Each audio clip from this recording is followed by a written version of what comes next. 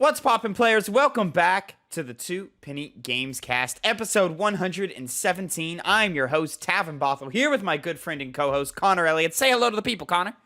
Hi. Hello. Connor, how have you been this last week, my friend? Well, good. I'm alive. There you go. That's the pause. Hey, that's better than some. What a ringing endorsement, bro. Some people, if you didn't know, aren't alive right now. That's true. That happens. Some people not breathing this week. Yeah, Fucking pretty good. Christ. All right, well, that's How you been doing? I've been doing okay, man. I've been busy. I've been doing just a lot of schoolwork, a lot of classwork, and then working my way through the Quarry. So keep an eye out for the end of this podcast episode or the breakout review that went up yesterday for the Quarry.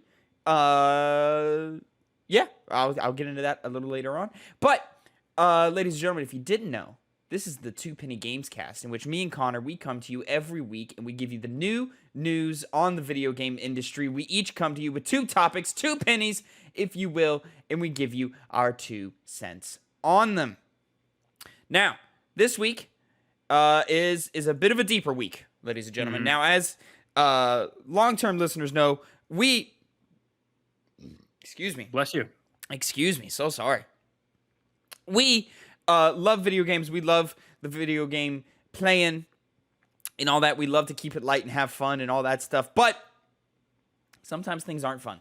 Sometimes we got to talk about some real stuff and the people who make video games and how we want to focus on them first to make sure everything's doing okay and all right out here in this industry that we love so much. So we've actually got 2 stories today. The first 2 stories are going to be about the people and how some stuff maybe isn't going so well for them right now. So to start out real quick, first topic of the day, Connor, your first penny of the day. Bayonetta actor asks fans to boycott video game over payroll. The English actor who stars in the hit Bayonetta video... Oh, I'm sorry. This is a Guardian article by Alex Hearn. The English actor who stars in the hit Bayonetta video game series has asked fans not to buy the latest release in the franchise after revealing that she was offered just $4,000 American to reprise the role. In an emotional series of videos posted to social media, Helenas Taylor, who voiced the title character of Bayonetta, said she had been replaced in the forthcoming 3rd game in the series because she was proposed fees because in the series Misspelling right because there. she this is a typo here, because the proposed fee was an insult. Quote, the Bayonetta franchise made an approximated $450 million, Taylor said, and that's not including merchandise. As an actor, I trained for a total of 7.5 years, 3 years at the London Academy of Music and Dramatic Arts with voice coach Barbara Berkeley, and 4.5 years with the legendary Larry Moss in Los Angeles. And what did they think this was worth? What did they offer to pay me? The final offer to do the whole game as a buyout flat rate was $4,000. This is an insult to me. The amount of time I took to work on my talent and everything I have given to this game and the fans. I am asking fans to boycott this game and instead spend the money that you would have spent on this game, donate it to charity, end quote. Neither Nintendo, which is publishing the forthcoming 3rd game in the series, nor Platinum Games, which develops the titles, has responded to Taylor's allegations. In a Twitter post sent shortly after Taylor's allegations, Hideki Kamiya, the auteur developer behind the series, wrote, quote, sad and deplorable about the attitude of untruth. That's what all I can tell now. Hideki did not respond to a query about whether he was directly disputing Taylor's claims, but later tweeted implying that he had blocked so many people he was frozen out of his Twitter account. In the Bayonetta series, the title character, a highly sexual... Okay, we don't need to talk about Bayonetta, but in the 3rd edition released later this month, this title will be taken over by veteran voice actor Jennifer Hale. Taylor wished Hale all the best, but added, quote, she has no right to say she's the voice of Bayonetta. I created that voice. Okay, Connor. Thoughts? Break it down for us, buddy. Where are we at here with this one? Well, it's not very surprising that voice actors, not only in the video game industry, but in the anime industry as well, English voice actors in general, can get really screwed over for their work, whether it's being required to work really long hours for very small amounts of pay, sometimes no pay at all, with promises of getting you into the industry and whatnot. It's an issue that's seldom talked about because it's not really one of the big. It is obviously a big aspect of video games. You need good voice acting, or you should strive to get good voice acting. But that's not the things people think about specifically when it comes to issues in the video game industry. So it's something that kind of goes by the wayside. So while I can kind of question maybe how uh, entitled she is to the voice of Bayonetta, considering that pretty much anybody can do a voice. It's just different takes on a character's voice. So maybe a little bit too much of an underhanded comment to hail. But other than that, I think she's pretty justified in being upset in the way that she is, especially considering that it's Bayonetta. It's a big gaming franchise, makes millions of dollars, as she said, sells merch, and she was the face of it. Bayonetta has become a very iconic character in many people's minds. And, even though the gameplay is all good, a lot of what people talk about when it comes to Bayonetta and when they fawn over it is, other than the gameplay, which obviously people still like, is Bayonetta herself, which was made as popular as she was because of Helena's voice.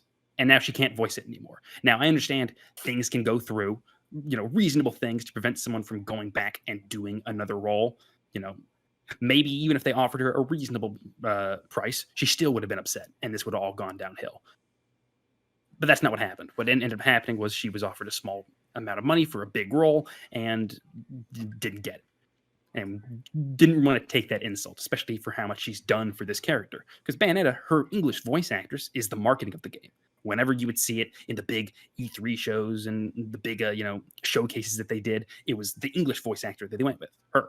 So, granted, we're watching and listening to American showcases. Yeah, but generally that's how they market that character. Most places in the world, they're not using the Japanese voice for Europe. They're not using it for, I'm assuming, South America. I'm assuming they're usually English is a more popular language than Japanese. Yes. Yeah, exactly. So I feel she's more entitled to that character and to be better paid, especially considering how much money that game makes. So I think this is it's seeming like it's turning out for a win for voice actors because, as I said before, it's not something people really focus on a lot. These stories don't really break people getting underpaid for their work. So to actually see there being some kind of movement on it, which is to say fans getting upset at the creator, the vice president of Platinum Games, and then possibly forcing him off Twitter. Who knows what the deal is with that? That just happened fairly recently. But this is more than any other movement you get on this kind of issue. So it's something that I think should be pushed and focused on a lot more, and hopefully a greater awareness of how voice acting is treated in the industry will lead maybe people, liking it more. Paying attention to how they pay their voice actors more. And if they were to lose money based off people boycotting the game as a result of this, I say that's fine. You probably in general, I agree with you. Mm-hmm. in general, I agree with you. One, she should have been paid more. She should be given the respect and the wages that she deserves. For the third title of this game, $4,000 for a project that takes months, if not years, of work for her is ridiculous. It's not a livable wage at all, and she absolutely should be given a livable wage. Where I disagree with you is this individual actor's impact on the character and the impact the character has had on pop culture. But that's irrelevant. The real story is she is not being treated the way she should for all this work that she's done. And even though she is the original voice and the creator of the voice, and a lot of that persona and a lot of that personality comes from that, I think the voice is arguably one of the least interesting things about Bayonetta. The writing, the style, the charisma, the animations, the character designs, the character actions are all done by things outside of the actor, and I think that's what made Bayonetta popular, not the voice. Because the voice, no disrespect to Taylor here, the voice just kind of sounds like a confident, charismatic British woman. Like, I think there's a bajillion actors who could have done what she did. And also, Bayonetta as a franchise is not a character heavy like franchises. This isn't like Troy Baker in The Last of Us. This isn't like I mean, shoot, even Nolan North in Uncharted has more impact and gave more to that character than I would argue this specific instance of a character. So yeah, the character is beloved, but like, for what reasons are the things that I would quantify? But absolutely, she should be paid her due, and she should be making more off of every game after each game because she's provided those talents. And if they choose to, if the developer or the publisher or whoever, the director chooses to go a different way, then they go a different way. They could have given her a shitty check or a shitty offer on purpose so that she would bow out, because it would play better for her or play better for them to make it seem like, oh, she bowed out of her own free will. We didn't force her out or anything like that, because this story evokes previous stories. You think of David Hayter in Solid Snake and how he was forced to audition for the role of Snake every game, and eventually was just booted out for a bigger franchise name. And I hate to tell you, Helena Taylor, Jennifer Hale is a bigger name than you. It is a more impactful name. I'm more interested in hearing Jennifer Hale's take on Bayonetta than I am hearing your third take on Bayonetta, because I feel like we're going to get pretty much the same. I could be wrong. I only played the first game. But that's kind of how I feel. Her little backhanded comment at Hale's expense, I think, is ridiculous. Her saying that Hale has no right to say she's the voice of Bayonetta. She's voicing Bayonetta. Now, you and I talked beforehand that it seems like, fans are outcrying and going in. There was some backlash against Jennifer Hale. I'm sure Jennifer Hale had no idea any of this happened. Yeah, Go ahead. Oh, I was just going to say, based off a Twitter post, so take it from what you will, there were her liking comments on the variety of articles, and I don't know where the comments were originating from, but they were basically saying oh, Jennifer Hale, she probably had no clue that all of this was going down behind the scenes, and she was liking those tweets. So it does seem very likely that she can't outwardly say anything about it. That we're in the press run for this game. If she says something, then that has the potential to damage the IP, and then Nintendo sues her, and she doesn't want to deal with that. So yeah, she's going to be quiet for this length of time. But like her saying she's not the voice of Bayonetta, that's like saying Christopher Judge isn't the voice of Kratos. Yeah, it's. I get that she's upset. I mean, it's very obviously something that's justified to be angry about. But as you said, you just need to voice the character to say that you're the voice of that character, as long as you voice them in some format. That's it. And pretty simple. It's well within Taylor's right to ask fans to boycott the game, and if the fans choose to do so, that is their right as well.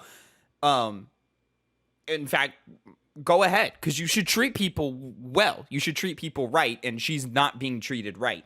My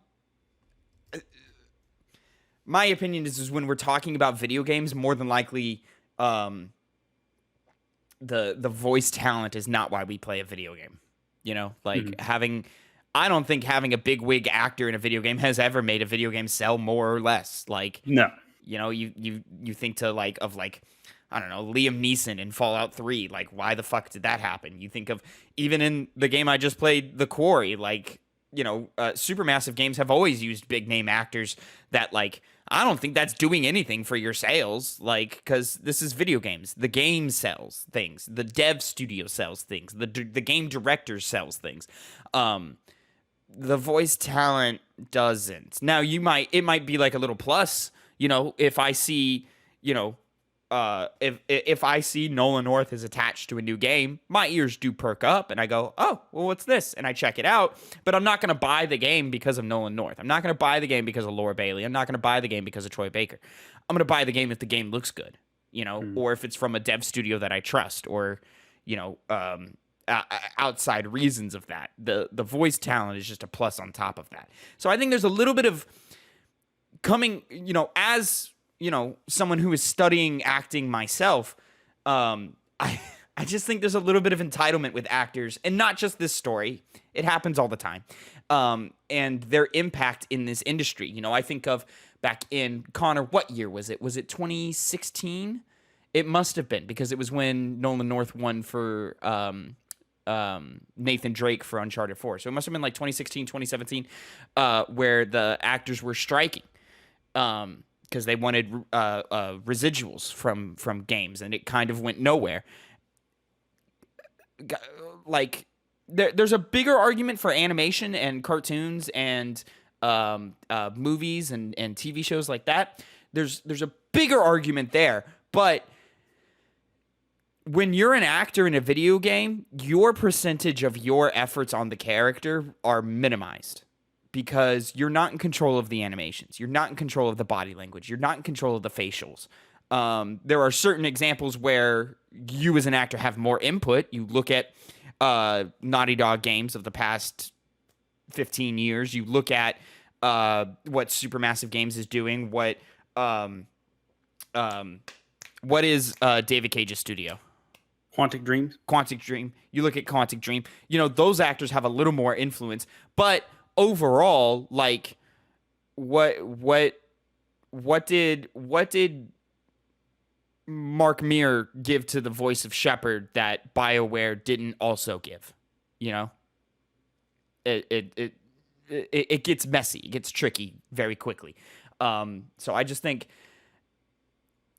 I think this is an example of entitlement. However, $4,000 is an insult to her talent. Mm-hmm. Which is the big core of the story. That's all the big core of the story. All other opinionated things aside, because I would still argue that the character of Bayonetta was the main thing that was shown with that game. Because I'm be honest, I haven't really seen that much in terms of in the social sphere and in the marketing sphere gameplay from Bayonetta, as much as, you know, pictures of Bayonetta, of her, you know, in cutscenes, just maybe doing some cool things, but things that are, you know, really cool to her character are accentuated by her voice, which was always used. A lot of the stuff I see from it was her voice. Yeah, but I would argue those trailers would have the exact same effect on you if you took the voice out, or if you used a different voice. Those trailers have the exact same effect on you as the gamer. Like, you as the voice actor are not selling games, which is kind of a direct line as to why they pay voice actors, you know, so much less than you would see in Hollywood, because the voice actor doesn't put butts in seats. Know what I mean? Yeah, I get what you're saying, but I do think it also, you know, if you have someone who's a good voice actor and lends a lot to the role, compare that to someone that doesn't do that, that just completely drags down the character. You can have an extremely well-written character. Like, let's take Last of Us, since that's kind of the easiest example to do. I think, yeah, Troy Baker's effect on Joel in The Last of Us is something to speak on. I just don't think that's the case here, because Bayonetta isn't that type of character. She's not that type of character, but I think the effect is generally received the same, relatively the same way. I would say it definitely in The Last of Us cases, that's more important because it is such a narrative storytelling. But I see those as being, you know, at the end of the day, kind of hard to compare in a you know, statistical, or, you know, it's hard to measure those two in any meaningful way other than just your own preference of what character you like more and how they add it to the character and the game as a whole. Fair. But fair. Yeah, you know, like I said, it's this is all opinionated. Core of it is 1,000%. And don't get me wrong, just because I'm critiquing sort of her thing on this, and I can't like diminish her because she cares. She cares, and that's important. Obviously, you know, she just wants, you know, she's emotional about it. She's tied to this role. If I were the one in charge, yeah, pay her the rate that she deserves, and have her voice this character that she gave identity to, or that she helped give identity to in what made us millions of dollars. Yes, absolutely. And I'm almost like, I'm willing to bet my car they gave Jennifer Hale a better check than they gave Helena Taylor. You know? Especially because the name of Jennifer Hale is more well known. That also adds to her. And you never know, behind the scenes, maybe they didn't like working with Taylor. Or maybe they, for whatever reason, wanted to go in a different direction. You don't know. What we do know is that she was given an offer that was not up to par with what she feels her voice talent is worth. And I would agree with that, because $4,000 for a project that takes months of work, no, absolutely not. That's not okay. Um, Yeah. so yeah, and especially when you're a franchise that isn't small. It's not a small franchise. Like it's done numbers. It's arguably like Nintendo's marquee new IP from the last decade. Like Hmm. it's that in Splatoon. And Splatoon doesn't have a character to hide behind. Bayonetta does. Yeah. So if this was like an Ink Kid voice actor was coming out and saying this, then I'd be like, all right, well, but like you're an Ink Kid. This is Bayonetta, so they do have more credence than that. Yeah. But you know what I mean? Anyways. Yeah, I get it. Now, the last point, I'll leave it at this. I haven't really seen many people defending Platinum Games and all this. People have generally taken Taylor's side, but I'm assuming there are people out there that think that Platinum Games is in the right for some reason. And while there are two sides to every story, Kamiya did react by just leaving Twitter. If there was some valid, good reason that they had for rejecting it, they could have just come out and said it reasonably, and yet they acted all authentic. Yeah, you can't be like, that's a lie, and then like get mad and leave and delete your Twitter because everyone else is like, well, given the stuff we have, like the information we have, it doesn't sound like she's lying. And I don't think she's lying. I think she's telling the truth. I think she was given a shitty deal, and she stood up for herself and said, no, I'm worth more than that. Yeah. So... I mean, and props to her for doing that, because that's a hard thing to do. Yeah, I mean, it may not look good on her resume later on when they find out that that's what she did if she tries to go and voice in other games. She put herself out there to do it. It wasn't an easy, simple thing. You are now no longer like a clean slate. You have, there is even though I would argue she's not the source of the problematic moment, there is now a problematic moment on her career. Anybody who Googles her name is going to see this now. Which could hurt future but games. at the same time, that could be seen as attractive. This is an actor who knows what they're worth. And we can see her back catalog and see that she has talent and see that she's done a lot. So now, we know we're dealing with someone who cares, or who is worth the dollar we're giving them.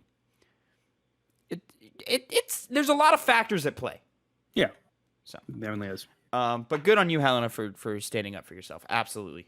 And I hope to see more, and I hope that there is more just support for the arts and this specific side of the arts in the future.